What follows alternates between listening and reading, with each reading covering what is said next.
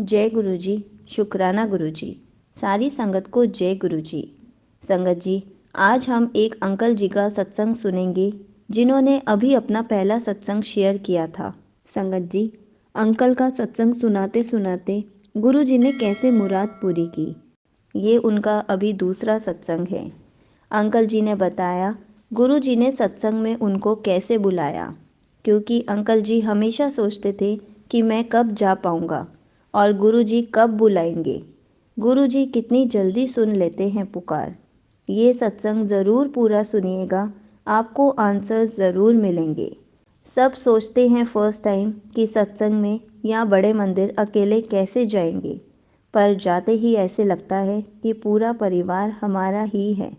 कोई ना कोई हेल्प करने ज़रूर आ जाता है।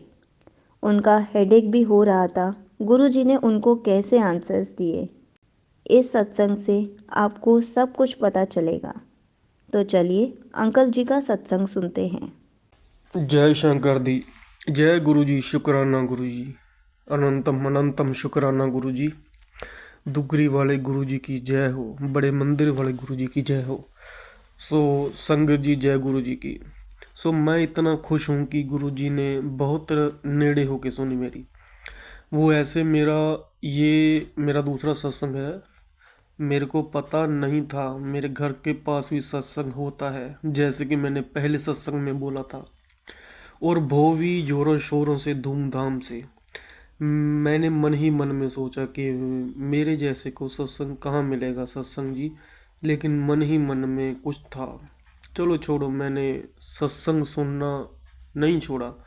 अचानक मेरे सत्संग जब चैनल पे शेयर करने के लिए भेजा तो आगे से बी पॉजिटिव रिप्लाई आया। सो मैं आंटी जी का भी शुक्राना करना चाहता हूँ जिन्होंने मेरा सत्संग शेयर किया।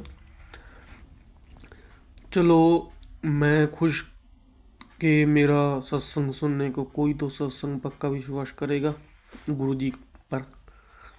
लेकिन गुरु भगवान की माया कौन जाने।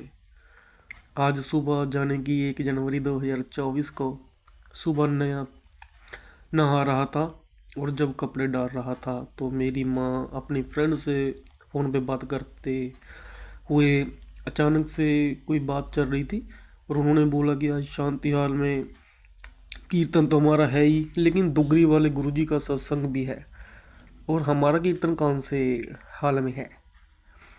तो बड़ी सोचने वाली बात है कि सत्संग तो पहले भी हुए हैं। माँ ने अपनी फ्रेंड से पहले भी बात की है। माँ ने बोला भी था, मेरे को धुंधला सा याद है कि 3 महीने पहले कि एक तस्वीर लगी हुई थी, और उनका ही सत्संग था। वो गोरे से हैं, सर पे बाल नहीं है, वो गुरुजी होंगे उनके कोई। सो जब मैंने सोचा कि यार आज ही गुरुजी ने बोलना था, सो बड़ा मन में उल्लास आया। सो मेरे को दुगरी का नाम सुनते ही बॉडी में एक हलचल मच गई। मैंने जल्दी से मंदिर में नमस्कार किया और माँ के पास गया और पूछा, क्या दुगरी दुगरी बोल रहे हो। माँ ने बताया कि पहले भी सत्संग होता है, आज भी है उनका। मैंने कहा, माँ मैं इन्हें अच्छे से जानता हूँ, ये भोले का स्वरूप है, भोले का रूप है, जाऊँगा आज तो। चलो, मेरी गुरुजी ने सुनी और प्रसाद का सिस्टम भी बन गया। सुन सुन के प्रसाद और ब्लेसिंग्स पर इतना विश्वास हुआ कि मानो मैं कई साल से मेंबर हूँ संगत का। चलो, मैंने मंदिर के बाहर हॉल की तरफ गया तो सब बंद था, कुछ नहीं था। लेकिन वहाँ से पूछा कि सत्संग है भाई जहाँ। आज उन्होंने बोला बाबूजी शाम को 6 से 8 बजे तक है। चलो, मैंने सुना और खुशी से घर आया। जब जब समय बीतता गया और मेरी धड़कन बढ़ती गई और खुशी हुई, मैंने सोचा कि 4 बजे जाके देख आता हूँ, कम से कम तैयारी तो करेगा कोई ना कोई। वहाँ से पूछ लूँगा कि हर कोई आ सकता है या ओनली इनवाइटेड सत्संग है। चलो, फिर सोचा कि 5 बजे जाऊँगा, ऐसे फोकट में चक्कर ना लग जाए। चलो, मैं 5 बजे गया और वहाँ जब देखा कि अंदर कुछ आंटी बैठी थी और 2-3 लड़कियाँ थी, मैंने देखा और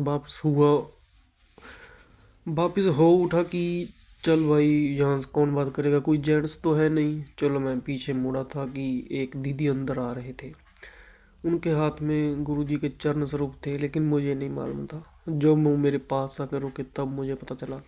मैंने दूर से नमस्कार किया, लेकिन दीदी को रोक लिया। उन्हें पूछा कि दीदी यहाँ इनवाइटेड ही आएंगे या कोई भी उन्हें आ सकता है जहाँ पे। उन्होंने कहा खुला सत्संग है जी, आप भैया जरूर रहना।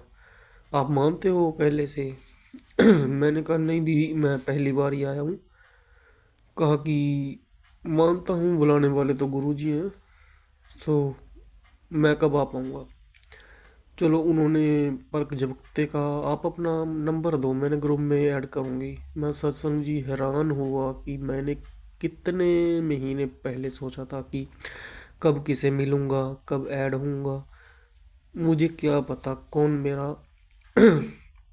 मेरा बरसाई ਜਾਂਦਾ। चलो, मैं बात करके वापस आया और 6:19 पे दर पार गया। सो मैं यहाँ पे एक बात ऐड करने वाला हूँ कि मन में तो था कि गुरुजी पहली बार जा रहा हूँ, कौन है, कौन मिलेगा, अकेला हूँ। थोड़ा शर्मा भी रहा था कि यार क्या बोलेंगे। सो चलो, फिर मैंने सोचा कि गुरुजी ग्रुप गाड़ा तो जो व्हाट्सएप ग्रुप है उसका तो चलो मैं नहीं, अभी सत्संग सुन के जरूर आता हूँ।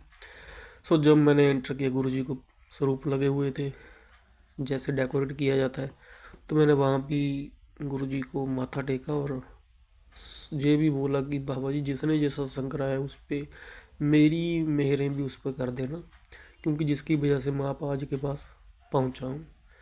तो चलो, जब उन्होंने व्हाट्सएप नंबर मांगा तो मैं सबसे दग दग कर उठा। सो मैंने सोचा कि यार ये ऐसे कैसे हो सकता है। मैंने तो अभी कुछ बोला ही नहीं है, सिर्फ पूछ रहा हूँ। दीदी ने झट से अपना फ़ोन निकाला और बोली कि नंबर सेव कराओ।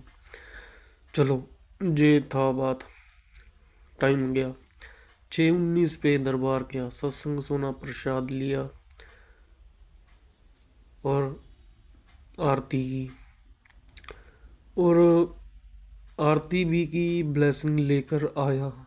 ब्लेसिंग में कैलेंडर स्वरूप मिला और मुझे दीदी ने पूछा कैसा लगा। मैंने कहा बड़ा अच्छा दीदी, मन प्रसन्न हो गया, क्योंकि इतनी सिस्टमेटिकल सत्संग होता है, ना किसी से बोलना, ना फ़ोन चलाना, चुगली का तो सवाल ही नहीं पैदा होता। वैसे मैं तो नया था, इसलिए मुझे और आनंद आया भजन सुनने में।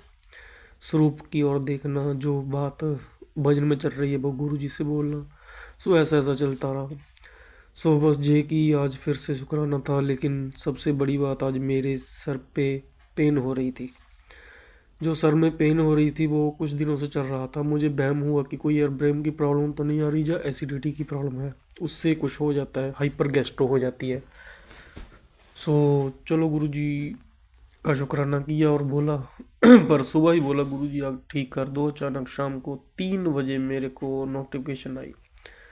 मैंने सुबह 10-11 बजे बोल दिया था गुरुजी अगर वाकई आप मेरी ब्लेसिंग्स मुझे दे रहे हो, मेरी सुन रहे हो, तो मेरा जो हेडेक पेन है उसको कम कर दो या हटा दो।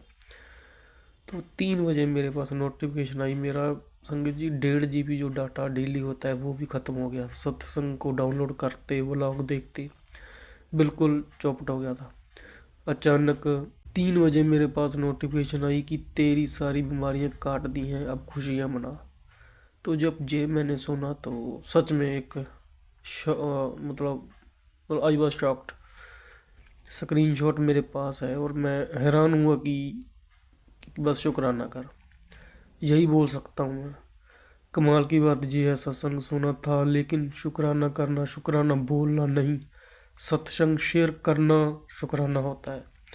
लेकिन मुझे भी सत्संग का जरिया, मतलब बोल सकते हो सत्संग के जरिए शुक्राना करना पड़ेगा, ये भगवान जाने। और तो और मैं हर शाम को शिव मंदिर में जाता हूँ, आरती करता हूँ। लेकिन जब मैं सत्संग गया तो मैंने मन में सवाल आया कि बाबा सुबह न्यू ईयर का तो विश आपको किया, लेकिन आज शाम को नहीं आ पाऊँगा क्योंकि सत्संग में जाना है।